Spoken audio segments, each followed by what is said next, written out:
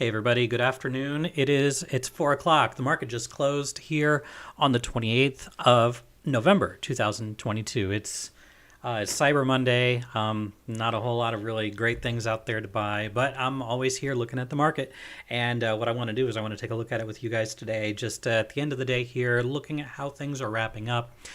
Before I get into any of this analysis, as you know, it's not financial advice. I'm not your financial advisor. You're responsible for your own trades, managing your own risk, doing your own research. And this is, as always, just my opinion on the market. So let's go ahead and move on into the chart. Let's go ahead and get right on over there. Okay, so the last time we did a video on this, we were looking at this with a couple different goggles on. All right, so first off, we were looking at the potential that this was, a 5-3-5 that we were working on, right? Which means that, we were looking at this last move here as a 1, 2, 3, 4, and we were going to go up for 5. Okay, so I'm just going to kind of clean things up as we go, because as always, I don't really prepare a whole lot ahead of time, just to increase the genuineness of this, of everything that I do here. Okay, so now that we've kind of seen a little bit of a pullback, I want to talk about the structure that we have, about the potential that we do have like a 5-3-5 instead of a 3-3-3, like a WXY, that could be going on here, and also talk about the potential that this whole move is done. Okay, so looking at the structure, a couple things that we do have to acknowledge. All right, so we do have to acknowledge, I'm going to zoom in here, I'm going to go into the chart, and obviously I'm looking at the ES futures chart. I'm not looking at SPX here, so we're taking a look at almost 24/7 activity. Okay, so last week, basically close to the very end of the day, we were talking about, going short. There's a number of reasons why I was interested in doing that. And, a couple things, we were above the 618. We were above the 65, right? We were trying to find some support there. And then we fell down below, and there was signs of weakness at the time. Just a couple things just to kind of focus on. We had the 1 hour and the 3 hour, which is our green and our yellow wave. They were in overbought conditions. We did have the red wave, which was kind of inching up. I had the feeling that we were going to be moving down. And if you went to lower time frames, which I'm not going to do at the moment, if you went to lower time frames, you could see a lot more bearish tendencies on our indicators that we use. And this was basically going all the way back to Thursday morning. And then when we got to Friday, we were inching lower. That's where I was like, yeah, we're going to go ahead and take this short. Obviously, we did a little bit of a gap down. It wasn't significant, but the move that we saw today is a little indicative of what we would expect on a wave 3. Okay, so that's important to not just see that we've moved down, but also to see the way that we move down, which I think is really, really important. So now that we're here, I want to look at things actually going back to the beginning of November, because I think that there was maybe a little bit of a mistake here. And what I want to focus on is actually this entire move right here. Okay. And I know I've got a lot of lines and some fib pulls on here. They're all important, right? So I'm not going to get rid of them. But I'm acknowledging the fact that the chart may look a little bit messy at the moment here. And I could potentially clean that up just a little bit by getting rid of some of these trend lines. And that's going to clean things up a little bit, just in case you have OCD and that bothers you. So now we've got the chart cleaned up just a little bit here. A couple things just to continue to make note of. The fact that we had this 618 at 4,012, it was respected many, many times. Right? So we had some respect of it up here. This was back on Monday, November 14th, right? So that was 2 weeks ago. We had some respect right here as well on that Wednesday. And then we had some respect here, and this was last Tuesday. And then, of course, today we had some respect off of that level as well.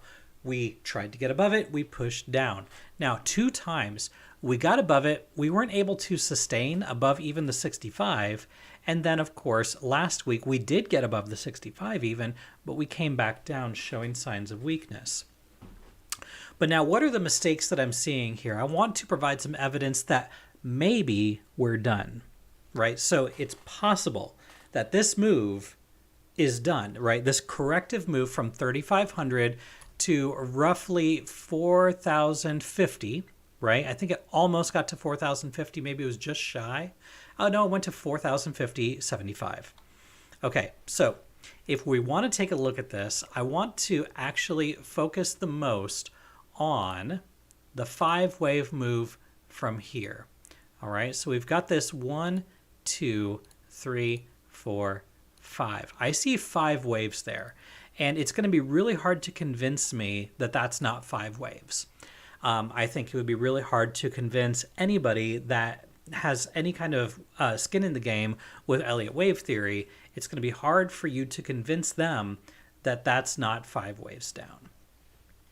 It's a little tough because of this, this spiked move that we have here. But looking from the bottom here, I think we can count this as 3 waves up. We can count this as 3 waves down. And then we have a final move. So I'm actually going to move my wave C right here, which is going to move my wave W back here. Okay. And then what I'm going to do is I'm going to put my A wave back here, right? So let's go ahead and move that over here. A wave down here. We're going to put our B wave up here. Okay. And then we're going to take our C wave and we're actually going to put it all the way over here. That would have completed wave X. And from there, again, this is a possibility, and I'm actually starting to entertain this just a little bit more, right? We have wave A, then we have wave B, and then we have our wave C. Again, we have been looking at 4150, but it's possible that we won't get that, okay? Which would complete wave Y, all right? So now, did we breach? Let me just go ahead and make sure that I'm not measuring this incorrectly. I do want to make sure that we go in here and make sure we didn't take out that high. We got close, right? Went to 40, 49.25. We didn't take out this high. So a move down from here is still valid. And again, looking at, we've got 3 waves down. We've got 3 waves up, right? So I still believe that there is our 5 waves down. And again, we're looking at, I believe, a wave 3 at the moment. So let me just remove this. We're going to be looking for a completion of this move down. Now, where is it going to land? We're really not sure. I have this labeled as an ABC. I don't actually believe that that's what's going on here. I think this is more going to be in lines with a 1 and a 2, and then we're working on a bigger 3, 4, 5. Okay? I don't want you to get too anxious that we're going to be looking at a big bear rally here in the coming weeks. However, what I do see a little bit of evidence of is we are now in the middle of a wave 1. It likely will find some support down here, right? And it could more than likely happen overnight tonight, maybe even tomorrow, right? We're going to get our wave 1. Then we're going to get a wave 2, and I don't think it's going to be as sharp as we would expect. More than likely, we're probably going to go up to around the area of about 39.80 to 4,000, and we're talking about on the ES futures, which means, the SPX index is going to be about, right now it's about 5 points lower than what the futures is at. As we get closer to futures expiration, we're going to start to see a little bit of merging, right? So the index and the futures are going to start to converge a little bit more. In the past, we had seen the separation between the index and the futures, more than 10 points, 15 points, some around that area. I do think we're going to start to see it come a little bit closer. Not that that matters as much. But again, I believe we're working on the completion of wave 1 here. We're going to go up into wave 2, and then I think we're going to get that big, or rather a bigger move down. So let me just remove that. Let me put this back in here. Again, looking at wave 1 and then wave 2, and then we're going to get 3, 4, 5, and that's going to be on a lower degree going into a wave 3. Now, when is this going to hit? we don't really know, like, as far as timing goes, we don't know where it's going to go. However, what I can say is a target, which I think is what a lot of you are probably interested in. If we do come down here to this area, and it could happen again overnight, it could happen tomorrow, going into that wave one, we go up here into wave two, right? Let's say that we stop at 39.90. And I want to talk about why 39.90 is an area that I'm interested in. Mostly because we see a good area of resistance here, which happened to be a good area of support here. And that was this morning at about 3 o'clock in the morning, right? So if we get this move down here to this area, which again, that's going to be in confluence. And if you watched my crypto video from the weekend, I've been looking at zones. So I'm going to take a zone based off of these highs here, and I'm going to kind of put it right up against these lows that we have seen here, right? So we've got the support here, resistance here. That's going to be creating a little bit of a zone, and that's going to be down here between 39.25 and 39.45. So that's a 20-point range. That's kind of a large range at the moment. But again, if we do see this 1, 2, 3, 4, 5 into wave one, then we go up in 3 into wave two. Now, this wave two may happen tomorrow, but it's also very possible this wave two doesn't actually hit until Wednesday around right here, which would be 2 o'clock Wednesday afternoon. We all know what's happening at 2 o'clock Wednesday afternoon. So what I'm going to be looking for, again, it doesn't mean that this is exactly what's going to happen, right? It certainly doesn't have to move this way. But if we get a little wave 4, we go down here into wave 5, and again, this could happen tonight, going into tomorrow. We have a nice little rally into wave 2, and then we start to see a bigger move down into wave 3. This is what I would like to see happen. Now, of course, as I said, it doesn't have to happen, right? And this could last for a little bit before we actually go down here into this wave 5 territory.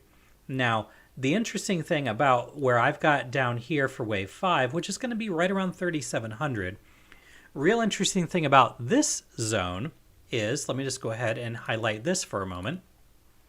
All right, so we've got this area right here where we found a significant bottom. I think we can all agree that's a significant bottom. We're going to go left, and we're going to go down here to where we were creating some tops. We had a little bit of support, some more resistance here, and then some support right here. I'm going to pull this right on over. And that's going to be right above our 2618. So if we get that wave 5 down here in the 3,700 area, right, that would be SPX going to roughly 3,700. And that's not necessarily that ES will get down to 3,700, but that ES potentially down here about 3,715, maybe even up here at about 3,740. But somewhere in this area, I'm expecting there to be a decent amount of support, right? And right there, I think we're going to see a little bit of a rally, right? We don't know where exactly that's going to go yet because this is going really, really, really far into the future. But then I think we're going to get that wave 5, and where that wave 5 is going to go, you know, is still up in the air. I'd love to see a move down to 3,600 by December 16th. We'll just have to wait and see. This whole structure, though, if this does all play out, I say that with a huge disclaimer because this doesn't have to happen. But if this does happen, what I would love to see is on that move down, right? So let's say we do get that move that I believe that we're kind of setting up for. So again, we're looking for a move down here to wave 3, a move up into wave 4, go down into wave 5, and again, that would be looking into potentially OPEX, right? If we get down there, which, by the way, if you're interested in the Love Shack, right, I've been talking about that for a while, there's a large amount of cash sitting in options for the December 16th OPEX right now. So the largest amount of money that I have seen in a long time is sitting there in December 16th expirations right now, and that's the AM expiration. Just for the record, that's not the PM expiration. So you're going to have to look at the actual, your SPX expirations, not your SPXW, not the weeklies or anything like that. We're talking about the actual AM expirations there. Large amount of money that's sitting there. So getting a move down as low as we can by December 16th would make a whole lot of sense. From there, I think we're going to go up, right? We're going to go up a little bit, quite a ways. And then again, if I'm right, this is going to be going into the end of the year / Christmas, then I think we're going to start a bigger move down. Because again, if I'm right, what we will have completed here is a wave 1, and then going into wave 2, then we're going to be working on trying to figure out where 3, 4, and 5 are going to go.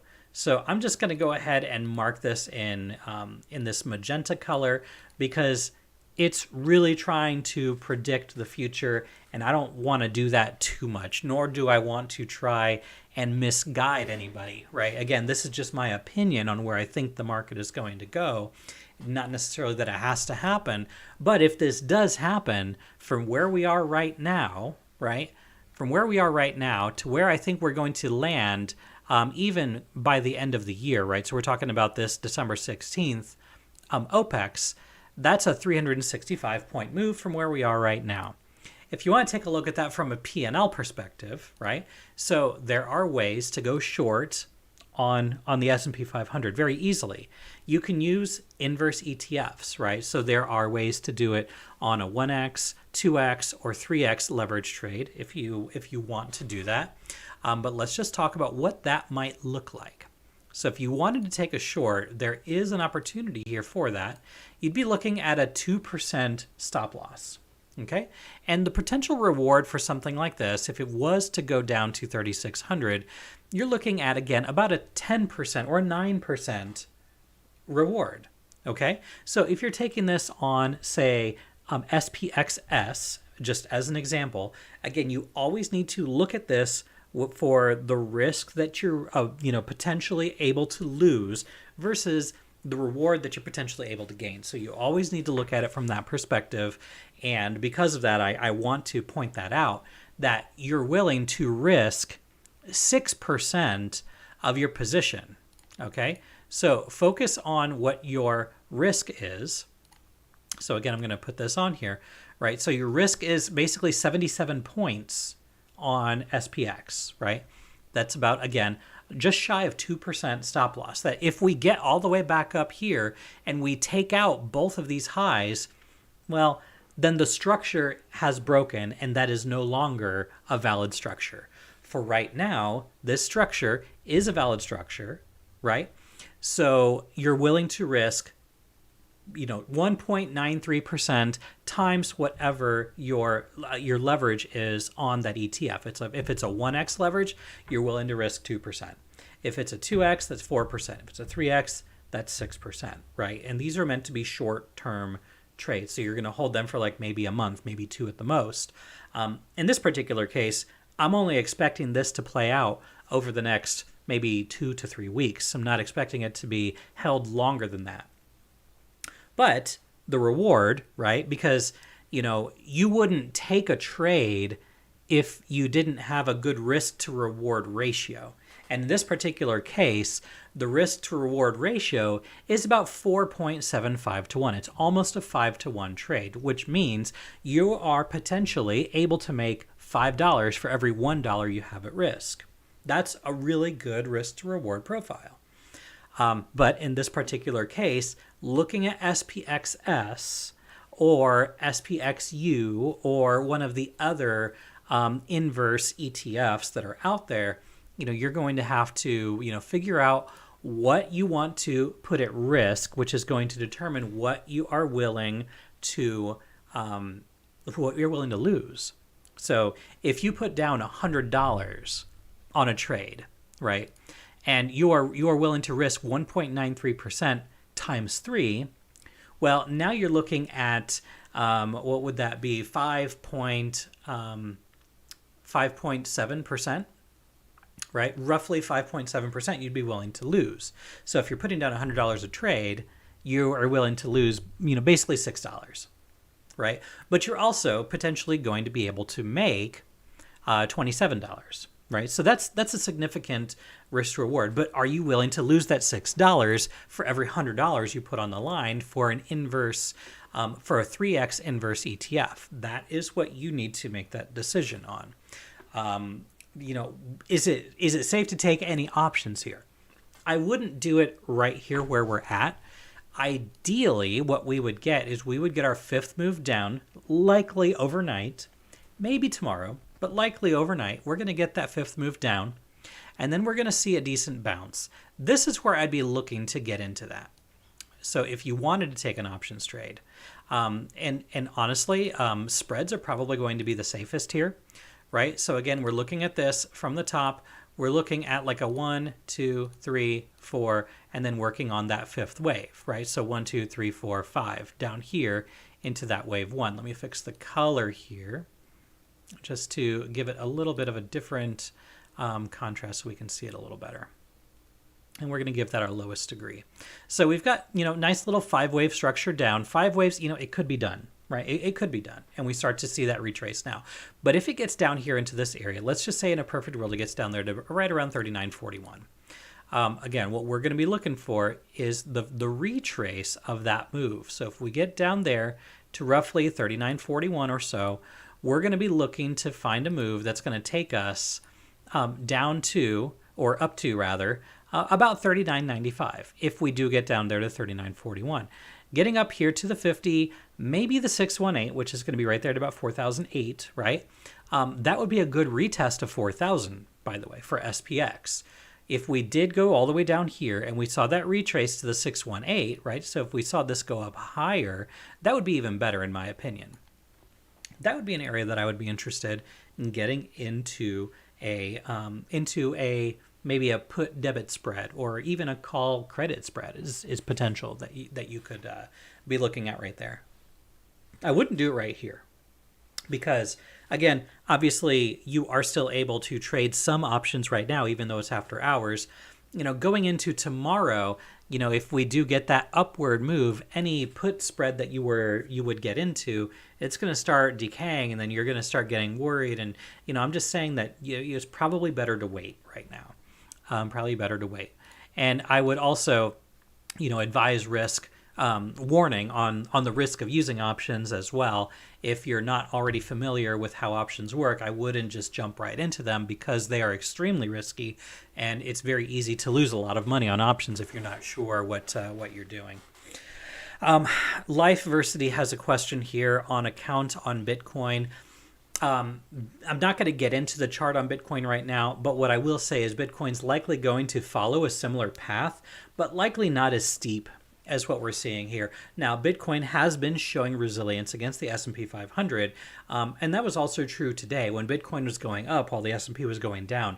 And so because of that, I think that we may get some downward movement in the S&P, which is going to reflect some downward movement in Bitcoin as well. But I don't think that Bitcoin is going to drop relative to the market structure compared to the S&P 500. So I'm not going to get into a count on that.